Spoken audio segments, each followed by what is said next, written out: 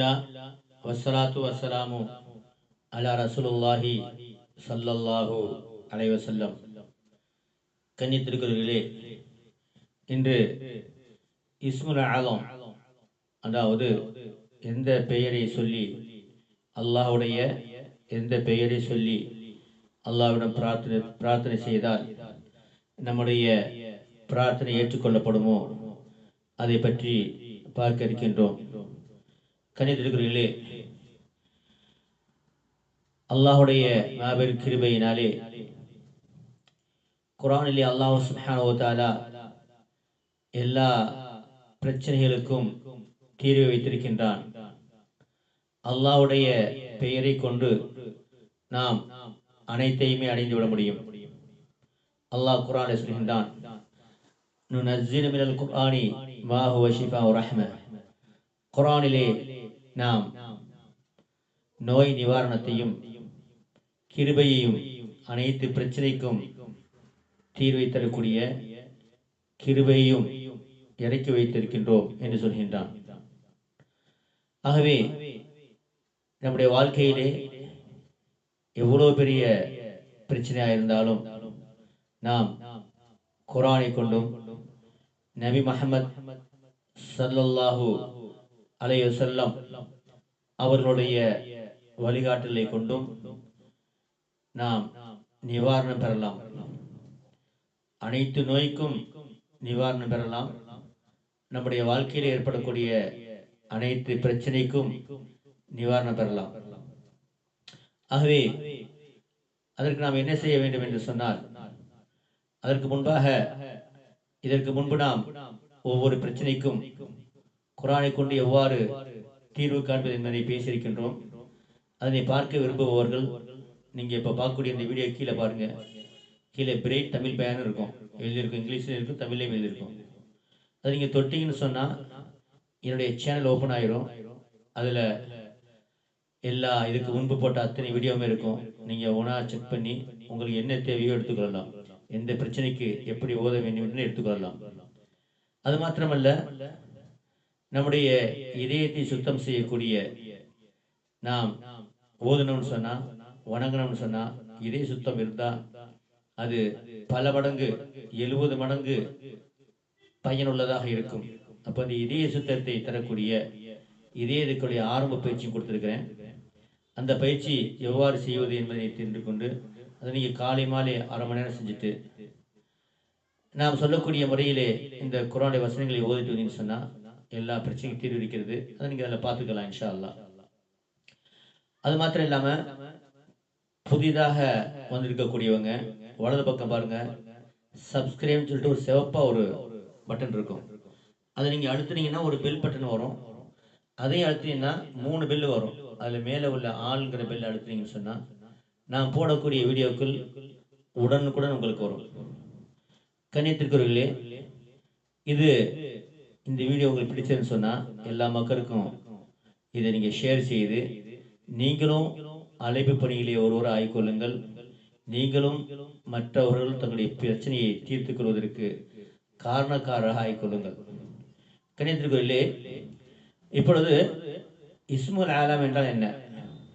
இஸ்முல் ஆலம்னு சொன்னால் அல்லாஹ்வுடைய மிகப்பெரிய பெயர், மிக உயர்ந்த பெயர். இதை உலமாக்கள் ஆராய்ச்சி செய்கிறாங்க. இதுக்கு முன்பு நான் இதனை பற்றி பேசியிருக்கின்றேன். அதில் நான் சொல்ல விஷயம் ஒன்றே விஷயம்தான், அல்லாஹூ என்பதுதான் இஸ்முல் ஆலம். அதை இதயத்தில் செய்யணும். அதை இதயத்தில் எவ்வாறு செய்வது என்பது தான் நம்ம யூடியூப்பில் போட்டிருக்கோம். இதயத்துக்கு ஆர்வ பயிற்சி. அந்த பயிற்சி நீங்கள் காலை மேலே அரை மணி செஞ்சுட்டு அதுக்கப்புறம் இன்னொரு பெயர் இருக்கிறது. அந்த பெயரை நம்ம சொல்லி கேட்டோம்னா நிச்சயம் அது கிடைக்கும். அது என்னன்னு சொன்னால், நபி ஸல்லல்லாஹு சொல்கிறாங்க, இஸ்முல் ஆலத்தை நீங்கள் சூரத்து தாஹாவிலையும் சூரத்துல ஆல இம்ரானிலையும் தேடுங்கள் என்று சொன்னாங்க. உலமாக்கள் ஆராய்ச்சி பண்ணி பார்த்துட்டு அவங்க சொல்லக்கூடிய விஷயம் என்னன்னு சொன்னா, அல் ஹய்யு அல் ஹய்யு அல் ஹய்யுல் கய்யூம் அல் ஹய்யுல் கய்யூம். அல் ஹய்யுனா நிலையானவன், கய்யூம் எப்பொழுதும் நிலைத்திருக்கக்கூடியவன், எப்பொழுதும் உயிருள்ளவன், எப்போதும் நிலைத்திருக்கக்கூடியவன், ஹய்யுல் கய்யூம். மிக உயர்ந்த இஸ்மு. இதுதான் இஸ்முல் ஆலம் என்று உலமாக்கள் குறிப்பிட்டு காமிட்டிருக்கிறார்கள். நாம் ஆராய்ந்து பார்த்ததிலே சூரத்து ஆல இம்ரானிலே, அதாவது 3வது அத்தியாயம் 1வது ஆயத் 2வது ஆயத் ரெண்டும் சேர்ந்துதான் இஸ்முல் ஆலம். அலிஃப் லாம் மீம் அல்லாஹு லா இலாஹ இல்லா ஹுவல் ஹய்யுல் கய்யூம். இதுதான், இது ரெண்டையும் சேர்த்தீங்கன்னு சொன்னா அதில் இஸ்முல் ஆலம் அடங்கியிருக்குது. ஏன்னா சில உலமாக்கள் அலிஃப் லாம் மீம் அதுலேயே இஸ்முல் ஆலம் அடங்கியிருக்குன்னு சொல்றாங்க.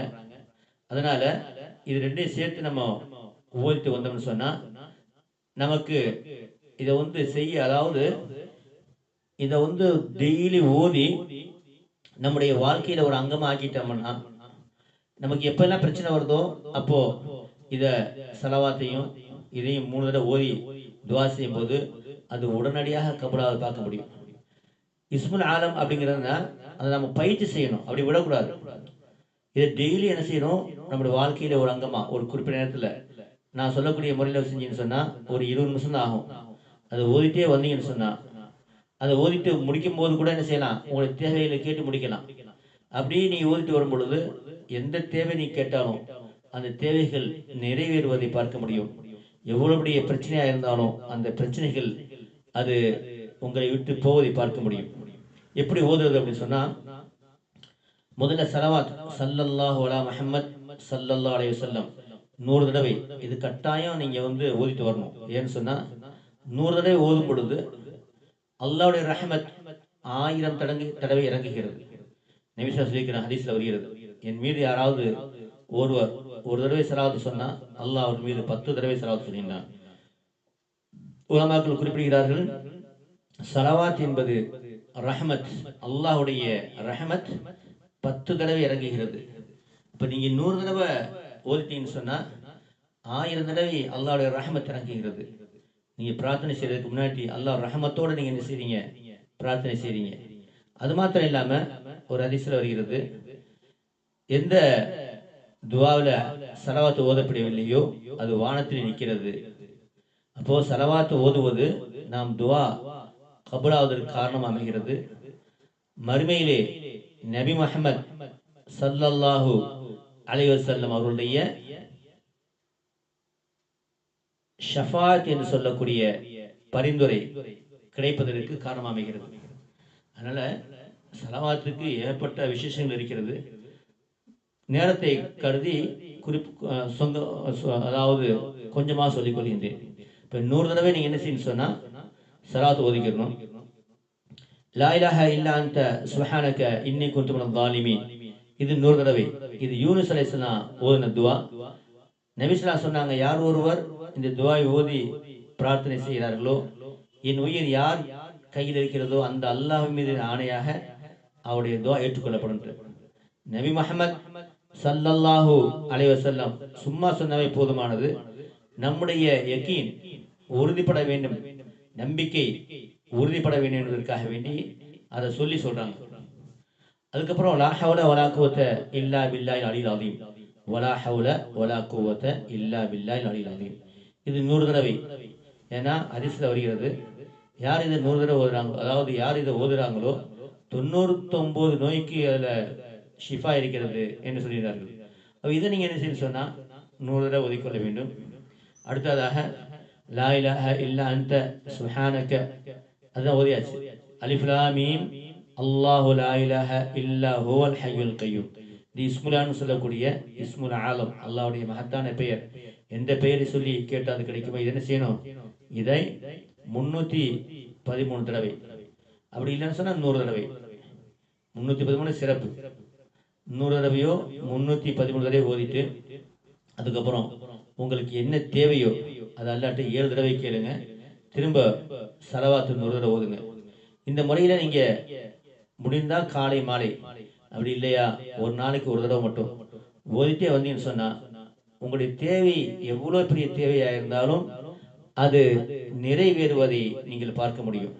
அது எப்படி நிறைவேறும் அதை பத்தி நீங்க கற்பனை பண்ணாதீங்க, அல்லாட்ட ஒப்படைத்திருங்க. அல்லாவுக்கு இது லேசான காரியம். அல்லாவுக்கு கோடி ரூபாய் கடை இருந்தாலும் அதனை அடைப்பது அல்லாவுக்கு லேசான காரியம். உங்களுக்கு வீடு இல்லைன்னு சொன்னாலும் அந்த வீடை ஏற்பாடு செய்வது அல்லாவுக்கு லேசான காரியம். உங்களுடைய கடன் எவ்வளோ இருந்தாலும் அந்த கடனை அடைப்பதற்கு அல்லாஹ்வுக்கு லேசான காரியம். வருமானம் எவ்வளவு தேவைப்பட்டாலும் தருவதற்கு அல்லாஹ்வுக்கு இது லேசான காரியம். அதனால் அது எவ்வாறு என்பதை கற்பனை செய்யாமல் அல்லாட்ட இந்த மாதிரி ஓதிட்டு துவா செஞ்சுட்டு அதற்கான முயற்சிகளை நீங்கள் செஞ்சீங்கன்னு சொன்னால் உங்களுடைய வழிகள் திறக்கப்படுவதை பார்க்க முடியும். உங்களுக்கு தேவையானதை அல்லாஹ் தருவதை பார்க்க முடியும். ஆகவே அன்பிற்குரியவர்களே, இந்த இஸ்முல் ஆலத்தை உங்களுடைய வாழ்க்கையிலே ஒரு அதாவது ஒரு அங்கமாக ஆக்கி கொண்டு நீங்கள் அதை ஓதி வாருங்கள். எல்லாம் வல்ல அல்லாஹ் தாலா கபூல் செய்வானாக. கண்ணியத்திற்குரியவர்களே, இந்த உலக வாழ்க்கை என்பது ஒரு சோதனை. இதில் வெற்றி பெற்றால் சொர்க்கம். சொர்க்கம் எப்படிப்பட்டதுன்னு சொன்னா, உலகத்திலே இருக்கக்கூடிய உலகத்தை போல 10 மடங்கு கடைசி சொர்க்கம் அதுதான்.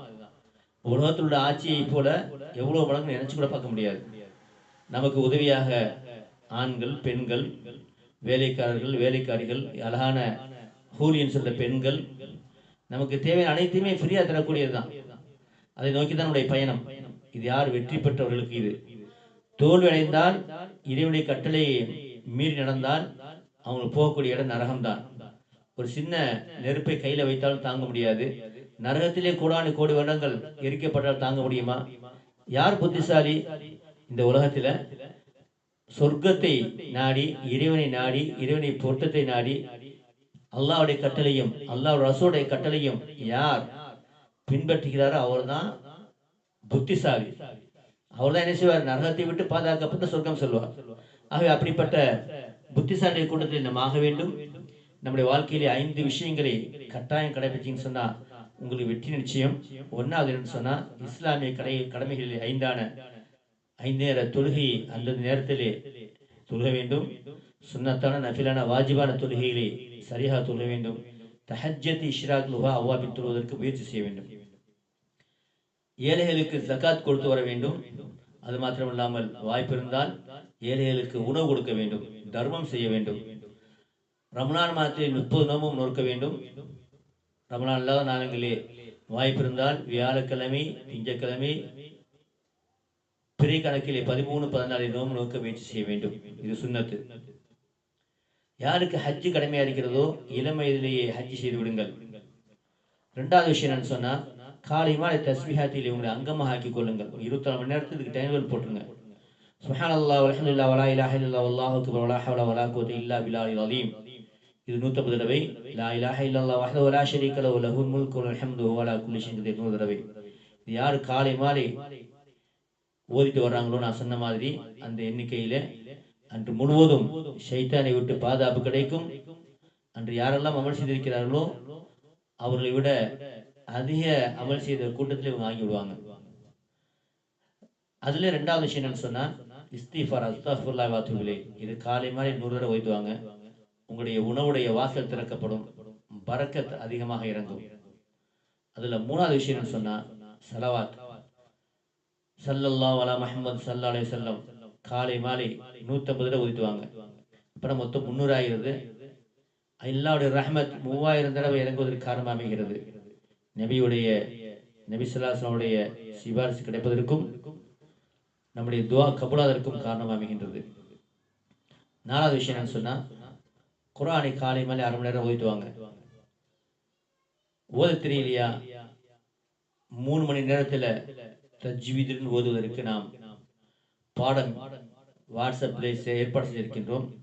அதுல ஜாயின் பண்ண விரும்பக்கூடியவங்க 98 40 92 59 49 9840925949 இந்த நம்பருக்கு நீங்க வாட்ஸ்அப்ல பேசி அனுப்பினா உங்களை அந்த குரூப்ல நினைச்சிருவாங்க. 3 மணி நேரத்துல இன்ஷா அல்லாஹ் குர்ஆன் நீங்க ஓத ஆரம்பிச்சுடலாம். கன்னியத்திற்குரியவர்களே, கணவனுக்கு செய்ய வேண்டிய கடமை, மனைவிக்கு செய்ய வேண்டிய கடமை, பிள்ளைக்கு செய்ய வேண்டிய கடமை, பெற்றோருக்கு செய்ய வேண்டிய கடமை, அண்டை வீட்டுக்காரர் செய்ய வேண்டிய கடமை, மற்ற மனிதர்களுக்கு செய்ய வேண்டிய கடமையில சரியாக செய்யுங்கிறதுல குறை வைத்து விடாதீர்கள். ₹1 மதிப்புள்ள பொருளாக இருந்தாலும் உரிய இடத்துல ஒப்படைத்து விடுங்கள். ஏன்னா அது போதும் நரகத்திற்கு போவதற்கு. உங்கள் கையை கொண்டும் நாக்கை கொண்டும் யாருக்கும் எந்த விதமான துன்பமும் இழைத்து விடாதீர்கள். யார் ஒருவர் தன்னுடைய நாக்கையும் மர்மஸ்தானையும் பேணிக் கொள்கிறாரோ அவருக்கு நபி ஸல்லல்லாஹு அலைஹி வஸல்லம் அவர்கள் சொர்க்கத்தை கொண்டு பொறுப்பேற்றுக் கொள்கிறார்கள். கண்ணியத்திற்குரியவர்களே, கொடுக்கல் வாங்கலிலே நீதமாக நேர்மாக நடந்து கொள்ளுங்கள். விபச்சாரம் செய்தல், வட்டி வாங்குதல், செய்வினை செய்தல், இது போன்ற குடித்தல், இது போன்ற பெரிய பாவங்களிலிருந்து தவிர்ந்து கொள்ளுங்கள். எல்லா பாவத்துக்கும் இதுதான் பேசி. கன்னித்துக்குரியவர்களே, நாம் ஒவ்வொரு நாளும் என்ன செய்கின்றோம் என்பதனை அன்று படுப்பதற்கு முன்பாக ஒரு 2 நிமிஷம் உட்கார்ந்து யோசனை பண்ணுங்க. காலையிலிருந்து நைட்டு வரை நாம சரியா செஞ்சிருக்கோமா, அதில் குறை வைத்திருக்கணுமா? குறை வைத்தால் அல்லாஹ்வோட பாவமன்னிப்பு செய்து அடுத்த நாள் அதை சரி செய்வதற்கு முயற்சி செய்யுங்கள்.